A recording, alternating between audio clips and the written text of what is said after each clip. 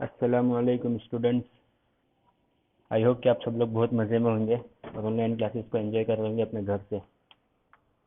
और आप लोगों को एक चीज़ कहना चाहूँगा कि इस वीडियो में कि इससे पहले अगर कोई आपने वीडियो स्किप किया है तो उसको देख लेना ज़रूर, क्योंकि बहुत सारी चीज़ें हैं जो आपको शायद HTML का प्रैक्टिकल जो किया होगा उसमें समझ में नहीं आएंगे अगर आपने पहले की वीडियो अगर स्किप किए होंगे तो। ठीक है, अब HTML का जो हमारा टॉपिक था वो यहाँ पे पूरा हो चुका है। जैसे मैंने स्टार्टिंग में कहा था कि आज से हम लोग चैप्टर नंबर 5 स्टार्ट करेंगे। और चैप्टर जो हमारा सिलेबस है, सिलेबस में हमारे टोटल जो है वो 16 चैप्टर थे। 16 चैप्टर टोटल सिलेबस में हमारे, और 16 को अगर हम लोग डिवाइड करना चाहें तो 3 पार्ट में डिवाइड होंगे। 1 से 4 चैप्टर जो है HTML के ऊपर थे हमारे, हाइपर टेक्स्ट मार्कअप लैंग्वेज, जिसमें वेब पेजेस डिज़ाइन कैसे करनी है, उसमें अलग अलग चीज़ें इंप्लीमेंट करनी है अगर हमको, तो वो हम लोग कैसे करेंगे वो सब चीज़ हमने देख ली है। उसके बाद चैप्टर नंबर 5 से लेके चैप्टर नंबर 8, यानी कि ये 4 चैप्टर 5, 6, 7, 8, ये 4 चैप्टर हमारे है कैल्सी के ऊपर डिपेंड। अब कैल्सी क्या है, तो कैल्सी ओपन ऑफिस कैल्सी है, जैसा कि हमारा माइक्रोसॉफ्ट ऑफिस में एक्सेल होता है, जो आपने यूज़ किया होगा एक्सेल का, तो वैसा ही ओपन ऑफिस का कैल्सी सॉफ्टवेयर है, उसके बारे में है। और उसके बाद चैप्टर नंबर 9 से लेकर चैप्टर नंबर 16, ये सारे चैप्टर्स जितने हैं वो सब क्या है, सी लैंग्वेज के ऊपर आएंगे हमारे। ठीक है, और ये वीडियो से हम लोग एक नई चीज़ इंप्लीमेंट करने वाले हैं। अगर आपको ये वीडियो के बाद वीडियो के एंड में मैं आपको कुछ क्वेश्चन दूंगा जिसका आंसर आपको नीचे कमेंट करके देना है। ठीक है, और कमेंट करने के बाद ये मतलब ये पूरा वीडियो देखने के बाद जो वीडियो में हमने देखा है उसी में से कुछ क्वेश्चन होंगे, वो उसका आंसर आपको कमेंट करना है। यानी जिसने कमेंट किया होगा मालूम पड़ जाएगा उसने पूरा वीडियो देखा हुआ है, और जिसके कमेंट नहीं आएंगे इसका मतलब उसने पूरा वीडियो नहीं देखा हुआ है। तो स्टार्ट करेंगे आज से हम लोग कैल्सी परिचय, चैप्टर नंबर 5, उसका पार्ट 1 हमारा।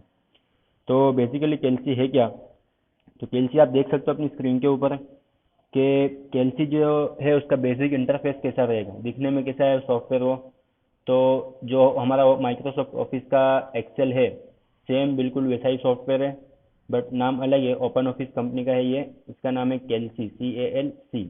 ठीक है, तो इसमें हम लोग जो बनाएंगे डॉक्यूमेंट उसको बोलेंगे हम लोग स्प्रेडशीट, गुजराती में कहेंगे तो विस्तार पत्रक। तो विस्तार पत्रक मतलब स्प्रेडशीट होता क्या है, बेसिकली व्हाट इज स्प्रेडशीट। तो विस्तार पत्रक एक सरल पत्रक છે, मतलब एक स्टेटमेंट है, एक शीट है જે આડી હાર અને ઊભા स्तंभ। अब जैसे कि हमारा कैल्सी में जो भी हम लोग डेटा एंटर करेंगे वो टेबल के फॉर्मेट में आएगा। आप देख सकते हो स्क्रीन के ऊपर कि वहाँ पे क्या है, अलग अलग कॉलम्स और रोज बनी। जैसे कि कॉलम्स में हमारी वैल्यू है ABCDEF, जो आएंगे वो सब हमारी कॉलम्स बनेंगे। और 1 2 3 4 5 6 7 8 9 वो सब क्या है, वो सब रोज है हमारे। टेबल में दो चीज़ें होती है, एक होती है आड़ी हार मतलब रोज, जो आड़ी चीज़ होती है 1 2 3 4 5 है आपकी स्क्रीन के ऊपर जो, वो क्या है, तो वो है हमारी रोज, आड़ी हार। और दूसरे जो उभे स्तंभ यानी कि खड़े स्तंभ जो है, ऊंचा स्तंभ ABCD, तो उसको क्या बोलेंगे हम लोग, कॉलम। ठीक है, टेबल में दो चीज़ें होती है, एक होती है रो, एक होती है कॉलम। તો આડી હાર તથા ઊંચા સ્તંભથી બનેલા હોય છે। હાર અને સ્તંભના છેદ એટલે કે ઇન્ટરેક્શનથી સેલ બને છે। अब जहाँ पे एक रो और एक कॉलम दोनों मिलेंगे, जैसे कि आप देख सकते हो आपकी स्क्रीन के ऊपर जो एक्टिव सेल लिखा हुआ है ना, ब्लैक कलर से जो हाईलाइट किया हुआ है, तो वहाँ पे क्या है, रो कौन सी है वहाँ पे 1 नंबर की, और कॉलम कौन सी है ए। तो ए कॉलम और रो 1, मतलब A1 का जो बनेगा हमारा, जहाँ पे दोनों चीज़ें मिलेगी ए और 1 वाले, तो उसको क्या बोलेंगे हम लोग, सिंगल सेल। मतलब टेबल का जो सिंगल बॉक्स बनेगा एक, उस सिंगल बॉक्स को हम लोग बोलेंगे सेल। जेमा लखाण, अब सेल में क्या करेंगे हम लोग, या तो लखाण मतलब स्प्रेडशीट के अंदर हम लोग लखाण टेक्स्ट फाइल मतलब कुछ इम्प्लीमेंट करनी है, अगर आपको नंबर्स आंकड़ा એટલે કે સમીકરણો જેવી માહિતી દર્શાવી શકાય છે। સ્તંભ એટલે કે કોલમ કોઈ એન્ટિટી રજૂ કરે છે, જ્યારે હાર એટલે કે રો એ રેકોર્ડ રજૂ करे છે। फॉर एग्जांपल अगर हमने आपकी क्लास का यहाँ पे एक टेबल बनाया हमने कि स्टूडेंट क्लास 10 स्टूडेंट्स रिकॉर्ड।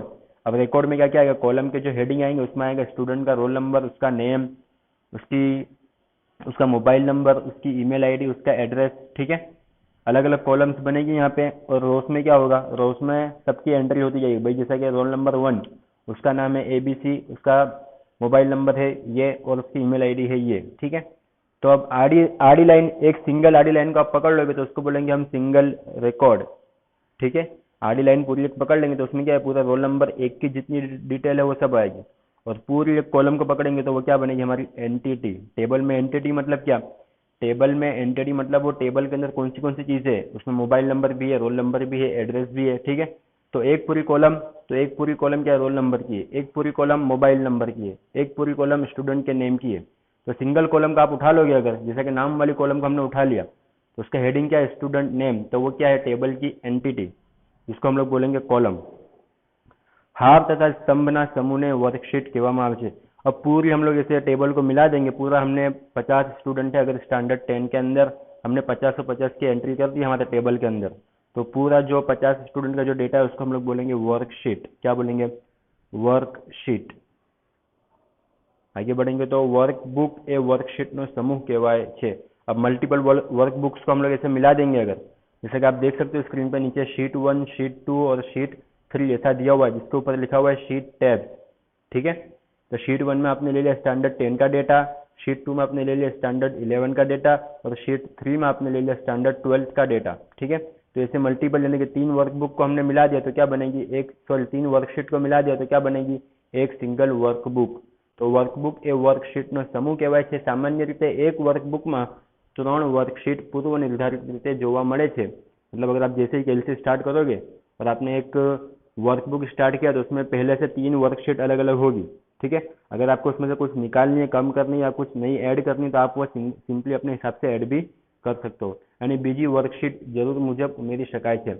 इसमें एक्सेल में लिमिट थी 256 वर्कशीट, आप एक वर्कबुक के अंदर ऐड कर सकते हो, टोटल 256। विस्तार पत्रक में मूलभूत घटकों में वर्कबुक, वर्कशीट, स्तंभ, हार तथा सेल नो समावेश थाय छे। अब जो स्प्रेडशीट हमारी बनेगी विस्तार पत्रक, उसके अंदर कौन सी चीज आएगी, तो अभी तक हमने देखा वर्कबुक क्या होती है, वर्कशीट क्या होता है, हार मतलब रोज, और लास्ट में आएगा कॉलम्स, और कॉलम्स और रोज को मिलाएंगे तो क्या बनेगा, एक सिंगल सेल। तो ये सारी चीजें हमारी विस्तार पत्रक मतलब स्प्रेडशीट के अंदर आएगी। विस्तार पत्रकનો ઉપયોગ કરીને વિગતોને સુવ્યવસ્થિત સ્વરૂપમાં સંગ્રહી શકાય છે, તેમજ પૃથક્કરણ એટલે કે अलग अलग ऑपरेशन उस पर करने हमको, ठीक है। अभी आपने ले लिया स्टैंडर्ड 10 का पूरा डेटा, ठीक है, स्टैंडर्ड 11 का पूरा डेटा, स्टैंडर्ड 12 का पूरा डेटा। अब आपको ढूंढना है कि भाई स्टूडेंट जिनकी सरनेम भाई एच से स्टार्ट होती है तो उसको आपको निकालना है, तो आपने क्या किया, उस पर एक ऑपरेशन परफॉर्म किया, ठीक है। भाई जिनका एड्रेस सूरत सिटी का है वो अलग से आ जाए, जो सूरत के बाहर के वो अलग से आ जाए, तो वो सब क्या बनेगा, अलग अलग आप उस पर ऑपरेशन भी कर सकते हो। अगर आपने स्प्रेडशीट में वो देखेंगे कि भाई सॉर्टिंग क्या होती है, फिल्टरिंग क्या होता है, आगे मतलब 3 चैप्टर में 4 चैप्टर में हम लोग सब देखेंगे, ये सब प्रैक्टिकल भी थियोरी भी। स्प्रेडशीट पैकेजનો ઉપયોગ કરીને કરી શકાતા विनियोग, मतलब कहाँ कहाँ पे हम लोग हमारी स्प्रेडशीट जो है ओपन ऑफिस कैल्सी में जो बनती है उसका हम लोग यूज़ कहाँ कहाँ कर सकते हैं।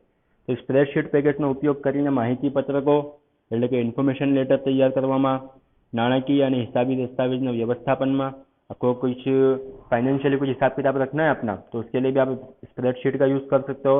અને આંકડાકીય સંશોધનો પરથી માહિતી વિશ્લેષણ કરવામાં તેમજ માહિતી ઉપર विविध प्रकारની ગણતરીઓ કરવા માટે કરવામાં આવે છે। मुझे स्टूडेंट के रिजल्ट का एक डेटाबेस बनाना है कि स्टैंडर्ड 10 के जितने स्टूडेंट, तो पहले उनका नाम और उसके बाद उनका रोल नंबर, ठीक है, या पहले रोल नंबर उसके बाद नेम, और उसके बाद जितने 5 सब्जेक्ट है अगर अलग अलग, तो 5 सब्जेक्ट में सबके मार्क्स कितने कितने वो सब मैंने निकाल लिया उसके बाद, ठीक है। फिर फॉर्मूला अप्लाई करके मैंने टोटल मार्क्स भी निकाल लिए और फॉर्मूला अप्लाई करके मैंने सबके परसेंटेज भी निकाल लिए।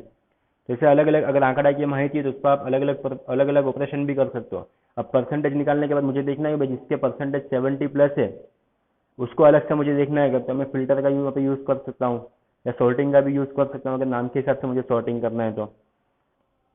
नीचे स्प्रेडशीट पैकेज द्वारा કરવામાં આવતા કેટલાક विशिष्ट કાર્યોની यादी दर्शावेल છે। अब स्प्रेडशीट का हम लोग कहाँ कहाँ पे यूज़ करेंगे उसको देखेंगे। तो सबसे पहला है सरवैयू એટલે કે बैलेंस शीट बनाओ। आपको कुछ बैलेंस, अगर आप अकाउंट लोगे तो आप पढ़ोगे अकाउंट में कि अलग अलग बैलेंस शीट कैसे बनती है, सरवैयू बनते हैं, काक्यू सरवैयू, पाकू सरवैयू।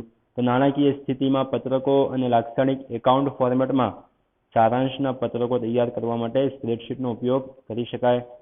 નાણાકીય કાર્યો, लोन ना हफ्तानी गणतरी, ब्याजनी गणतरी, आपको कैलकुलेशन करना है अलग अलग, अगर लोन के हफ्ते की कितने का हफ्ता आएगा या कितना उस पर ब्याज जाएगा, वो सारी चीज़ें आप कैलकुलेट कर सकते हो। उसके बाद आंकड़ा की डेटा विश्लेषण એટલે કે सॉर्टिंग मतलब क्या, सॉर्टिंग मतलब जैसे कि हमारे कंप्यूटर में हम लोग, जैसे कि हमारे मोबाइल में कोई फाइल, अभी एक फोल्डर है हमारे पास उसमें 100 फाइल अलग अलग स्टोर है। अब 100 में से 10 फाइल टेक्स्ट फाइल है भाई, 10 PDF फाइल है, 10 इमेज फाइल है, 10 वीडियो फाइल है, ओके, इसे मिला के सब अलग अलग 100 फाइल से।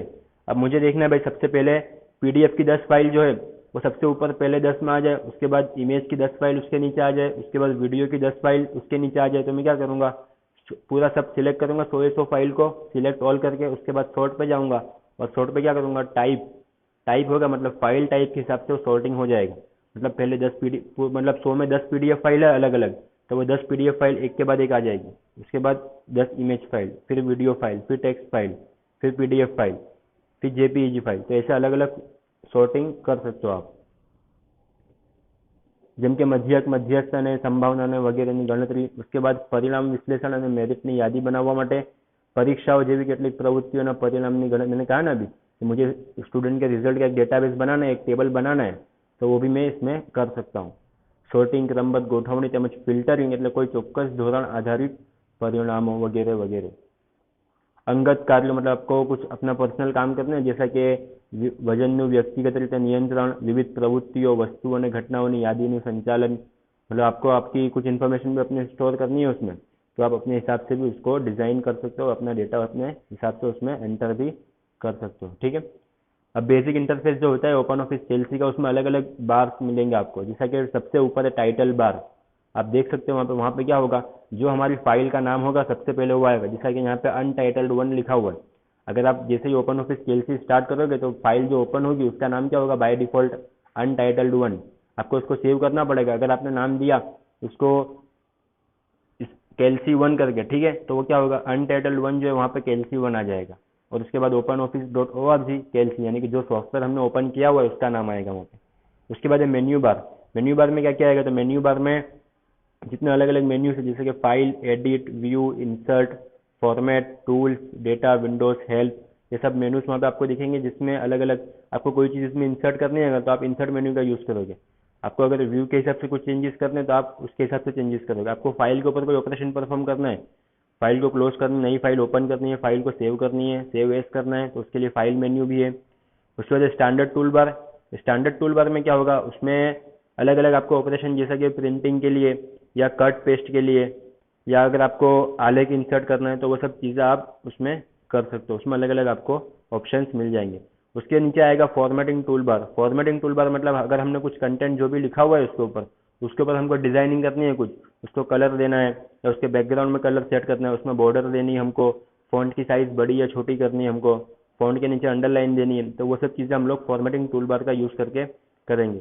उसके बाद एक्टिव सेल रेफरेंस है, लेफ्ट साइड में देखो एक्टिव सेल रेफरेंस, जिसमें नेम बॉक्स मतलब जहाँ पे अभी हमारा कर्सर होगा उसके सेल का एड्रेस, जैसे कि अभी सेल सेल कौन सा हमारा एक्टिव अभी, तो A1, उसके बाजू में देख सकते हो आप एक्टिव सेल लिखा हुआ है, मतलब जहाँ पे अभी हम लोग होंगे जिस सेल के ऊपर, उस सेल का एड्रेस एक्टिव सेल रेफरेंस में दिखाएगा।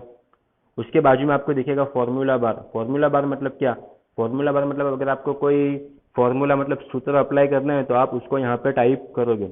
उसके बाद एक कॉलम हेडर, मतलब कॉलम्स की हेडिंग दिखाएगा ABCDEFG। उसके बाद आएगा रो हेडर। रो हेडर मतलब रोज के नंबर दिखाएगा 1 2 3 4 5। उसके बाद है शीट टैब। शीट टैब मतलब जितनी शीट आपने ऐड की है वो सबके नाम वहाँ पे दिखाएगा। अगर आपको उसका नाम चेंज करना है, जैसे कि बाय डिफॉल्ट नाम होते हैं शीट 1, शीट 2, शीट 3, ठीक है, आपको अगर नाम चेंज करना है शीट 1 का अपने हिसाब से, तो आप उस पर राइट क्लिक करके रीनेम का ऑप्शन आएगा वहाँ पे, तो आप अपने हिसाब से उसका नाम भी चेंज कर सकते हो। उसके बाद स्टेटस बार में अलग अलग स्टेटस दिखाएगा कि अगर आपने जितना डेटा सिलेक्ट किया हुआ है उसका काउंट कितना होगा, उस पर एवरेज कितना आ रहा है, उसका सम कितना हो रहा है। और अगर आपको जूम करनी है स्क्रीन को तो उसके बाजू में आपको जूम के लिए भी अलग अलग ऑप्शन मिल जाएंगे कि आपको जूम इन करना है या जूम आउट करना है। ठीक है। इसके आगे आज की वीडियो में इतना ही। ये वीडियो देखने के बाद आपको जो कमेंट में आंसर देना है वो आज का क्वेश्चन है आपका, कि जो ओपन ऑफिस कैल्सी है हमारा, ओपन ऑफिस कैल्सी के अंदर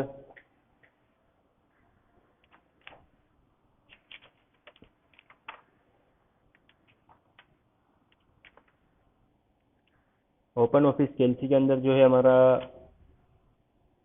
टेबल और टेबल और रो, वो दोनों को अगर मिला देंगे हम लोग तो उसको मिला के बनता है एक सिंगल सेल। ठीक है।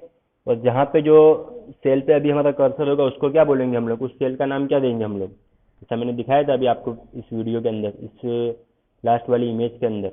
ठीक है। मतलब जहाँ पे अभी हमारा कर्सर है जिस सेल के ऊपर, उस सेल को हम लोग क्या बोलेंगे, उसका आंसर आपको नीचे कमेंट करके देना है।